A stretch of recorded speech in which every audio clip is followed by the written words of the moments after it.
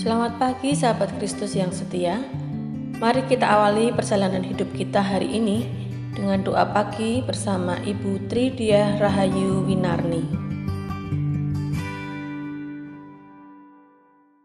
Selamat pagi Sobat Kristus yang terkasih. Bertumbuh bersama dengan para sahabat di dalam iman kepada Kristus merupakan hal yang membahagiakan. Karena itu mari kita bertumbuh bersama melalui doa pagi ini dengan saling menguatkan dalam doa dan firman Tuhan. Sekaligus mari kita mempersiapkan diri kita memasuki Minggu Prapaskah yang kelima. Mari kita berdoa. Bapa di surga, kami bersyukur untuk setiap sahabat yang Engkau hadirkan di dalam kehidupan kami, baik di dalam suka dan duka. Kami rindu bersama para sahabat kami dapat bertumbuh dalam iman kepadamu ya Bapa. Kiranya melalui doa pagi ini, kami dimotivasi untuk saling menguatkan. Biarlah firman-Mu mengubah hati kami agar lebih peduli pada para sahabat kami di dalam setiap pergumulan mereka. Kami memohon agar Roh Kudus saja yang bekerja di dalam hati dan pikiran kami. Terima kasih ya Bapa, di dalam nama Putra-Mu yang tunggal, Tuhan Yesus Kristus, kami berdoa. Amin. Sobat Kristus yang terkasih, bersama dengan Bapak Niko Agustinus dan Bapak Devian, mari kita menyanyikan pujian dari Kidung Jemaat nomor 453, Yesus Kawan Sejati. Bait yang pertama dan yang kedua.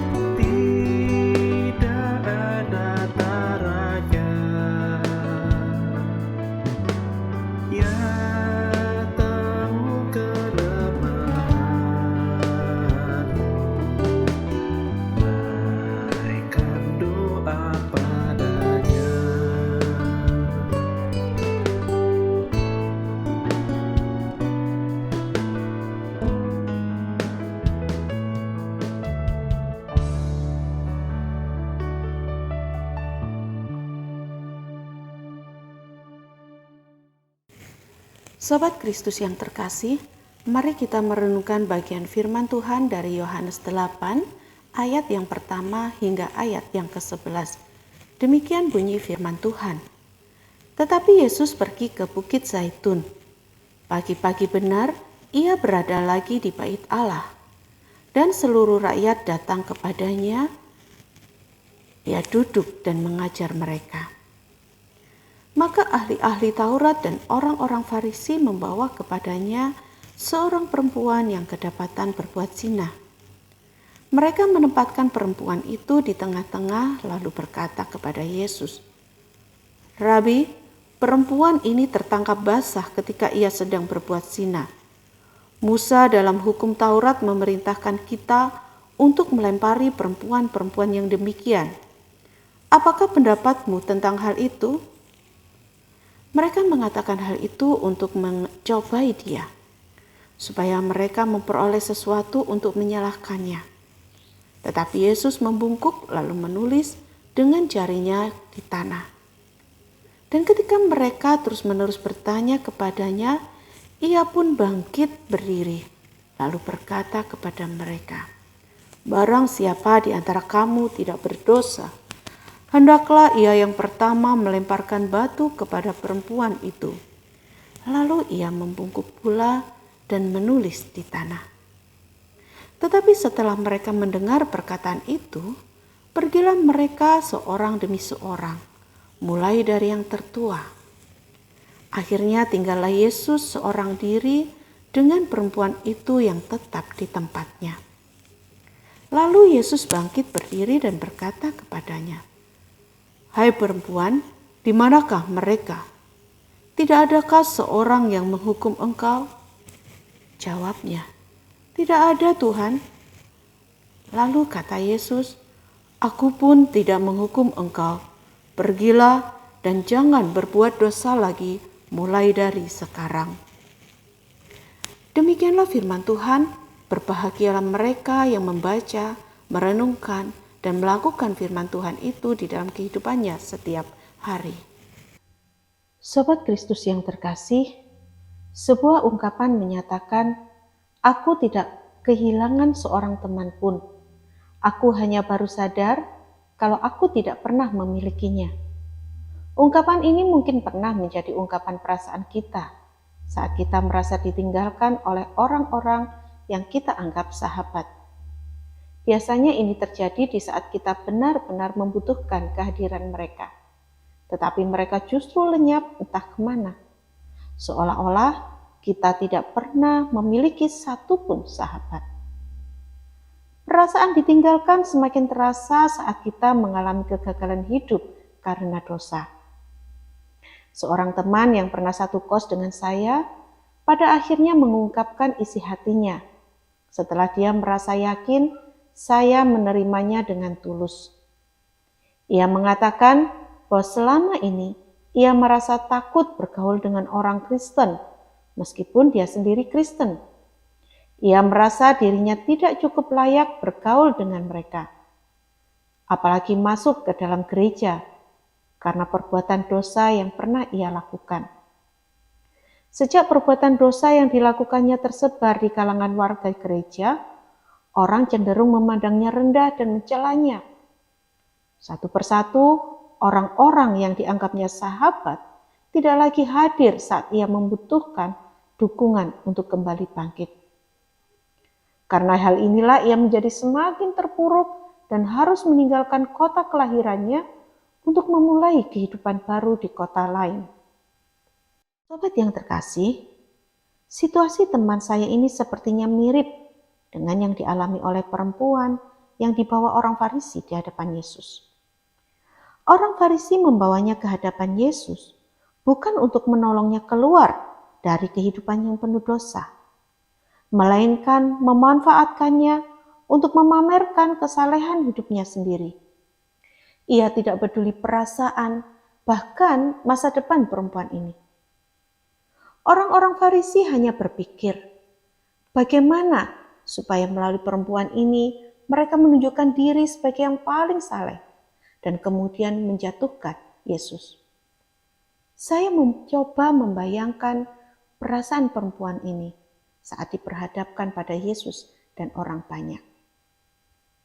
Rasa malu, cemas, dan takut setengah mati pasti berkecamuk di dalam hatinya.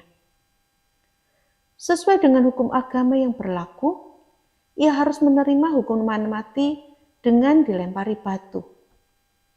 Saat itu, mungkin saja ia sangat menyesal telah melakukan perbuatan dosa. Jika ada kesempatan, mungkin saja ia ingin memperbaiki perilakunya. Tapi mungkin saja perbuatan dosa itu sudah menjadi kehidupannya karena situasi yang memaksanya demikian. Kita harus memahami posisi perempuan pada masa itu. Mereka dianggap sebagai kaum yang lemah dan tergolong kelas 2 di masyarakat. Mereka cenderung terintimidasi oleh para lelaki dan menjadi korban kekerasan seksual laki-laki. Bisa jadi perempuan ini merupakan salah satu perempuan yang tidak berdaya karena kelemahannya harus terpaksa mengikuti kemauan para lelaki hidung belang. Mungkin saja ia ingin keluar dari kehidupannya yang demikian, namun ia tidak berdaya sehingga terjadilah peristiwa ini. Atau mungkin karena memang tidak ada seorang pun yang bersedia untuk menolongnya keluar dari kehidupannya. Saat orang-orang Farisi datang, mungkin ia berharap para tokoh agama ini akan menolongnya. Tetapi sayang, mereka justru datang bukan sebagai teman, melainkan sebagai seorang hakim. Saya rasa perempuan ini mungkin hanya bisa berkata, ya sudahlah, mati sajalah, sudah terjadi, tidak bisa diperbaiki lagi. Mungkin kalau pada konteks zaman kita mungkin akan berkata, ya sudah, sudah terjadi, semua orang sudah tidak bisa menerima saya lagi. Lebih baik pergi dari gereja ini. Atau mungkin kita berkata, perbuatan baik yang selama ini kulakukan tidak ada gunanya, tertutup oleh satu perbuatan dosa yang tidak sengaja kulakukan. Aku tetap buruk dan tidak ada gunanya. Ya sudah, sekalian saja hidup di dalam dosa. Sobat Kristus yang terkasih, bukankah ini adalah realita yang sering terjadi di dalam kehidupan gereja saat ini? Kadang kita seperti perempuan ini yang merasa tidak dianggap oleh saudara seiman gara-gara perbuatan dosa yang kita lakukan. Tapi kadang kita bersikap seperti seorang Farisi yang menjadi hakim atas hidup orang lain. Kapan kita menjadi hakim atas hidup orang lain? Yaitu saat kita membicarakan kelemahan-kelemahan orang lain. Berawal dari membicarakannya, mencelanya, kemudian kita mulai menjaga jarak dan komunikasi.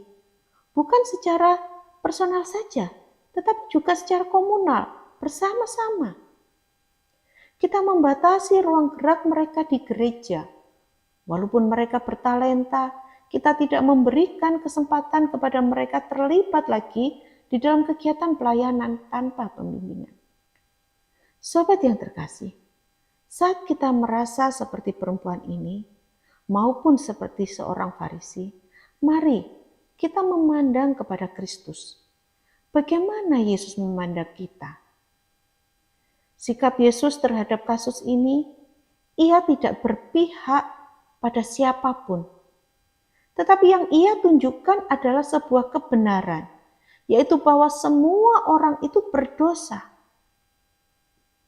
Mazmur 14 ayat 1-3 mengatakan bahwa ketika Allah memandang kepada anak-anak manusia, ia menemukan bahwa mereka semua telah menyeleweng. Semuanya telah bejat, tidak ada yang berbuat baik, seorang pun tidak. Paulus mengutip ayat ini ketika ia menegaskan bahwa semua orang ada di bawah kuasa dosa. Tidak ada seorang pun yang benar, seorang pun tidak. Oleh karena itu, ketika Yesus meminta orang yang merasa yakin dirinya tidak berdosa untuk melemparkan batu yang pertama kali kepada perempuan ini. Tidak ada seorang pun yang melakukannya. Ini mengingatkan dan menyadarkan diri mereka bahwa mereka pun adalah orang yang berdosa.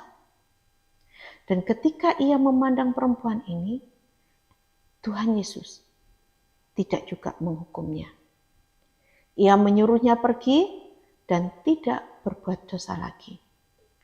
Sikap Yesus ini menunjukkan adanya sebuah penerimaan dan pengampunan. Sikap inilah yang dibutuhkan perempuan ini untuk bangkit dari kegagalannya dan memulai kehidupan yang baru. Tanpa adanya penerimaan dan pengampunan, ia tidak akan mungkin mampu bangkit dari kegagalannya. Ia hanya akan hidup di dalam penyesalan atau keputusasaan yang akhirnya tetap menjerumuskannya di dalam dosa. Sobat yang terkasih, dari firman Tuhan pagi ini kita belajar dua hal penting yang kita butuhkan dalam relasi kita dengan saudara seiman. Yang pertama, seburuk apapun kita, Allah kita itu penuh kasih karunia dan maha pengampun.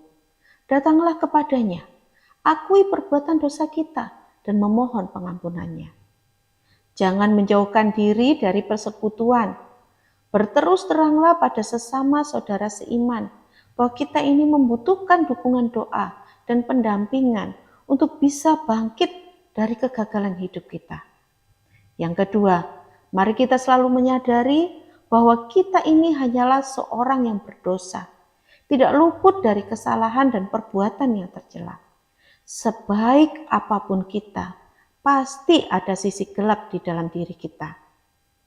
Karena itu, kita harus terus waspada dan sadar bahwa hanya kasih karunia Allah saja kita mendapatkan kasih penerimaan dan pengampunan. Jadi dengan kesadaran inilah, mari kita belajar menerima dan mengampuni orang lain, bukan mencela atau menghindarinya. Sebagai seorang sahabat sejati, kita pasti tidak akan meninggalkan sahabat yang kita kasih itu terus mengalami kejatuhan, terus hidup di dalam dosa. Karena itu, sebagai penutup, mari kita belajar meneladani Yesus. Ia adalah kawan yang sejati. Ia tidak membiarkan orang-orang yang dikasihinya hidup di dalam dosa. Maka ia menyadarkan dosa mereka dengan kasih penerimaan dan pengampunannya. Jika kita meneladani sikap Yesus ini, maka mereka yang lemah akan dikuatkan, mereka yang jatuh akan dibangkitkan. Dan pada akhirnya, kita semua akan sama-sama menuju pada kesempurnaan di dalam Kristus. Mari kita belajar menjadi kawan sejati bagi saudara kita yang seiman. Amin.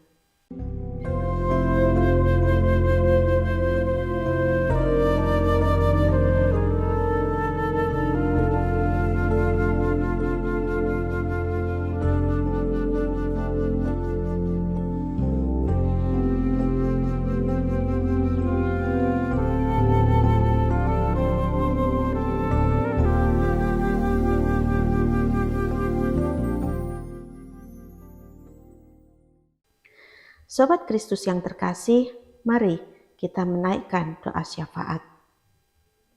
Bapa yang di surga, terima kasih untuk firman Tuhan hari ini. Firman-Mu telah menyadarkan kami bahwa selama ini kami bukanlah seorang sahabat yang baik bagi orang lain. Ampunilah kami karena telah menyimpang dari firman-Mu. Kami memohon ya Bapa, supaya kami dimampukan untuk menjadi sahabat yang baik bagi orang lain, yang tidak hanya mengkritik kekurangan sahabat kami, melainkan yang juga sanggup mendampingi mereka keluar dari keterpurukan mereka karena dosa. Dengan pertolongan Roh Kudus, kami yakin kami sanggup melakukannya. Ya Bapa, saat ini kami juga bersyukur bahwa kasus COVID-19 sudah mulai menurun di negara kami, khususnya di Kota Malang ini. Kami memohon Engkau akan terus memberkati bangsa kami dalam upaya memberantas wabah penyakit ini hingga tuntas. Kami juga berdoa supaya Engkau memberkati kehidupan politik negara kami. Kami berharap bahwa apapun kondisinya, kami memohon Engkau akan membawa bangsa dan negara kami ke dalam kehidupan yang lebih baik, aman dan damai, rakyat makmur dan sejahtera. Bapa, saat ini kami menyerahkan gereja kami ke dalam tangan-Mu, supaya Engkau memberkati setiap warga jemaat-Mu dalam keseharian hidup mereka dengan iman yang kuat, kesehatan yang baik, kesejahteraan yang cukup. Pimpin setiap langkah hidup mereka untuk meraih harapan-harapan mereka, supaya seturut dengan kehendak-Mu. Yang membutuhkan pekerjaan, tolong mereka untuk mendapatkannya. Yang sedang studi, berkati supaya menjalani dan mengakhiri studi mereka dengan baik dan bertanggung jawab. Yang sedang bergumul, mendapatkan pasangan, Tuhan sediakan yang terbaik dan bimbing mereka memahami kehendak Tuhan. Mereka yang sedang mengalami keretakan rumah tangga, limpahkan kasih dan pengampunan, supaya mereka mampu saling mengasihi dan mengampuni. Mereka yang sakit, kiranya Engkau sembuhkan. Yang berduka dan kesepian, kuatkan dan hiburkan.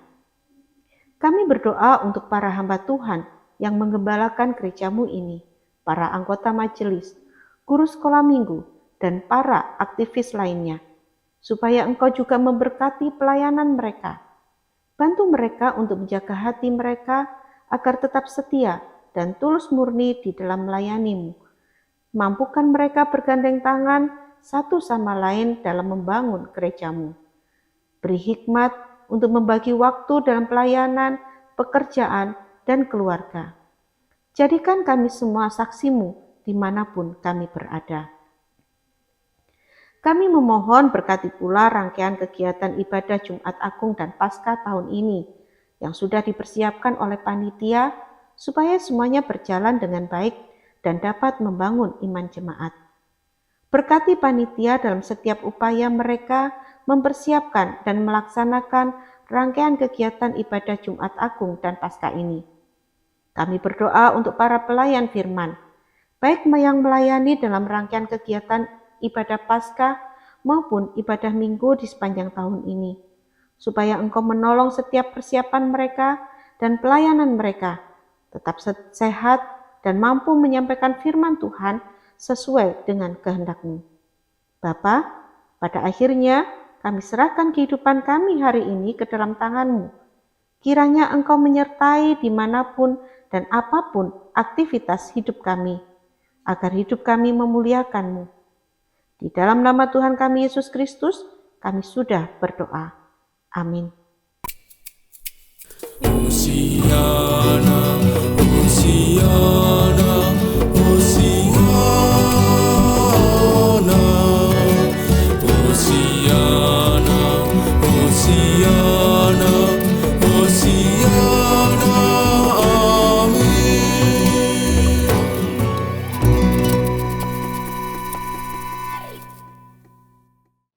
Sahabat, demikianlah doa pagi telah selesai.